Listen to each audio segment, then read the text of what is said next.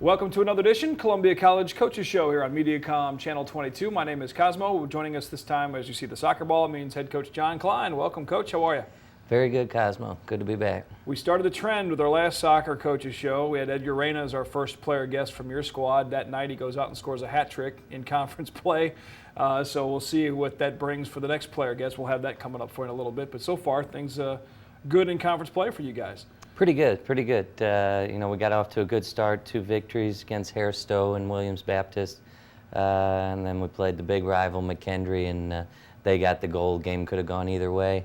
1-0 defeat. So we've got some big ones coming up. We're going to have a big stretch here for 4 more conference games. And we need to take charge and win some of those matches. See where you're at. You guys were on a roll. I know the one thing you were working on a couple practices of just shooting the ball in practice, putting the ball in and getting scoring opportunities. That was something Edgar had accomplished, obviously, in that game with Hairston, and it continued at Williams Baptist on the long road trip.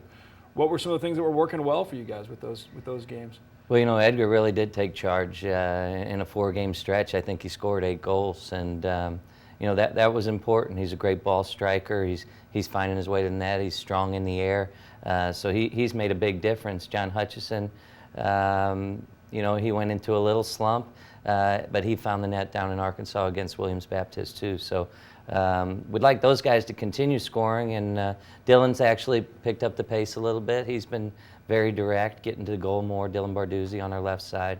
But we'd still like to find 1 or 2 more guys that would like to put it in the net. And you've kind of tinkered with all the year based on an injury early to Brian Ike, forcing you to move some pieces around. As you mentioned with Edgar Reyna, he had played a different role in several different capacities before starting to find the net, and it's still something you're kind of tinkering with, is that chemistry to score more goals.